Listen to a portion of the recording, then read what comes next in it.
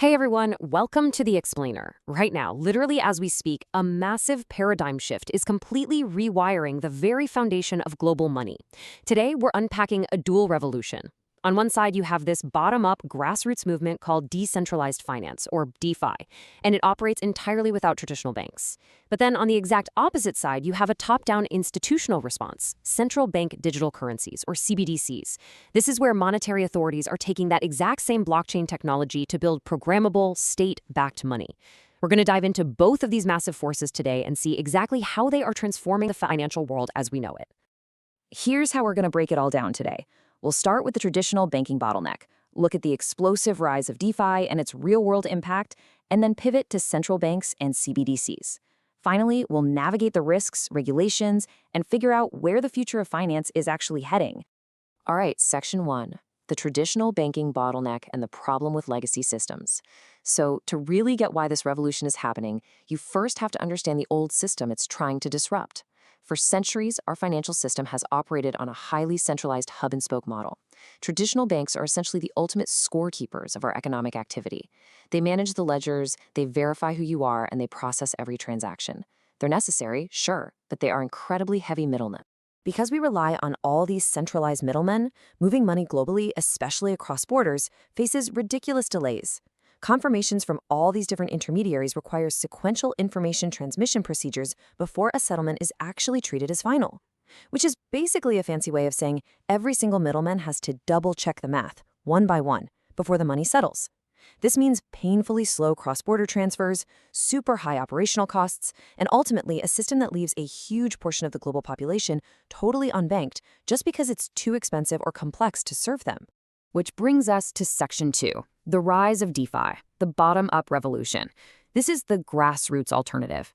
Decentralized finance uses blockchain tech to offer peer-to-peer financial services, things like lending, borrowing, and trading, totally bypassing those traditional gatekeepers.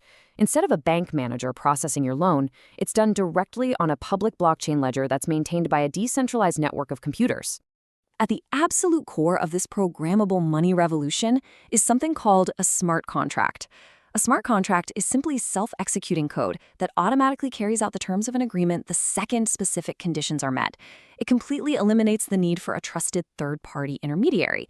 Once it's programmed, it's immutable, meaning nobody can tamper with it, and it's entirely open source.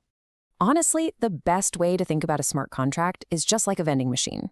Step 1, you put in $2. Step 2, the internal code triggers automatically because the payment condition was met. Step 3, your chips drop.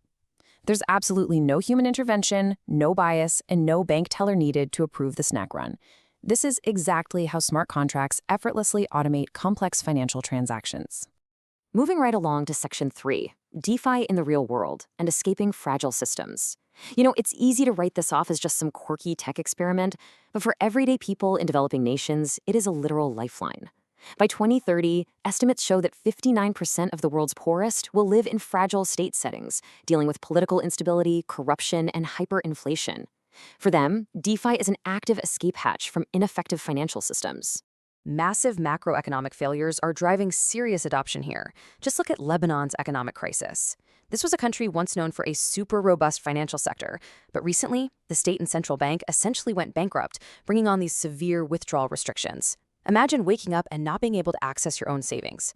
With an average yearly inflation rate hitting a mind-boggling 222.42% in 2023, citizens were desperate for an alternative. Because of that, Lebanon saw a 120% year-over-year explosion in crypto transactions. People literally use decentralized networks just to financially survive. And that brings us to another fascinating global case study, Nigeria. It's Africa's largest economy, yet it's been facing severe economic distress. So why exactly are we seeing this massive surge in decentralized finance over there? Well, the data tells a pretty wild story. When you map the plummeting value of the national currency, the naira, against the massive spike in stablecoin and Bitcoin volume on Nigerian exchanges, the correlation is impossible to ignore. In 2024, the naira experienced nearly 230% annual depreciation.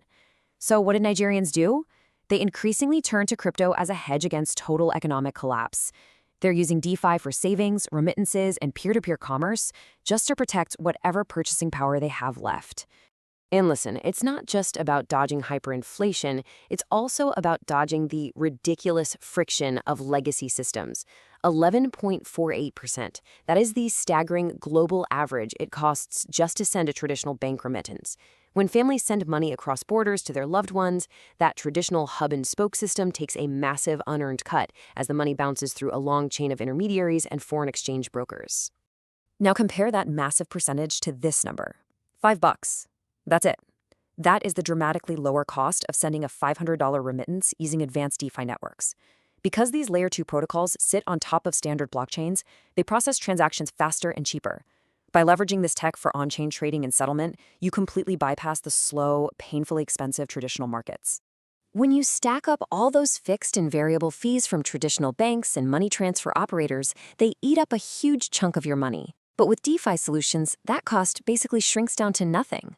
For a country like Mexico, which is the world's second biggest receiver of remittances, this represents absolutely profound cost savings. Bypassing legacy banks keeps billions of dollars exactly where it belongs, in the pockets of the households relying on those funds. All right, Section 4, Central Banks and CBDCs, the top-down revolution. Because guess what? The traditional institutions aren't just sitting back and ignoring blockchain while grassroots DeFi explodes. They're actually adopting it to build their own central bank digital currencies, or CBDCs. They want all that sweet programmability and instant settlement that blockchain offers, but they want it within a private, permissioned environment where they keep absolute control over their monetary sovereignty. So central banks are basically building two different architectures. On one hand, you have wholesale CBDCs. Think of these as VIP only, restricted to financial institutions. They're designed to replace those slow interbank settlement systems, so banks can settle high-value transactions instantly on a shared ledger. On the other hand, you have retail CBDCs. This is digital cash for the general public, designed to promote financial inclusion by letting regular people hold central bank money directly in digital wallets without even needing a commercial bank account. And this isn't just theory. Major economies are piloting these digital ledgers right now. You've got Project Enbridge, which is a massive multi-CBDC platform testing real-time cross-border payments between China, Hong Kong, Thailand, and the UAE. In Australia, ANZ Bank has been using cross-chain interoperability protocols to settle tokenized assets across different chains. And Brazil is testing something called DREX, aiming to put everything from real estate to cars on-chain using digital currency and smart contracts. Section 5, Risks, Hacks, and Regulation, the Wild West of Finance. Look, we can't talk about all this innovation without acknowledging the giant elephant in the room. This dual revolution operates largely without the safety nets of legacy banking, and that brings unprecedented risks to both the decentralized space and the institutional side. We are dealing with some massive hurdles here. In DeFi, smart contracts are incredibly vulnerable to bugs. Take the Poly network hack, for example. Over $600 million was exploited. Plus, there's no customer support. If you lose your private keys, your money is just gone forever. We're also facing severe regulatory arbitrage as borderless platforms clash with local laws. And on the institutional side, retail CBDCs raise some extremely serious state surveillance and privacy concerns because a central issuer could technically track every single cup of coffee you ever buy. Finally, Section 6, the future of finance and bridging the digital islands.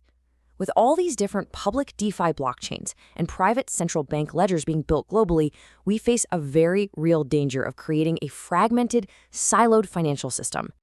Here's the bottom line. Interoperability absolutely determines the success of the next generation of global finance. A CBDC living on one private ledger has to be able to securely talk to a tokenized asset on a public DeFi blockchain, and then connect right back to traditional banking infrastructure like SWIFT.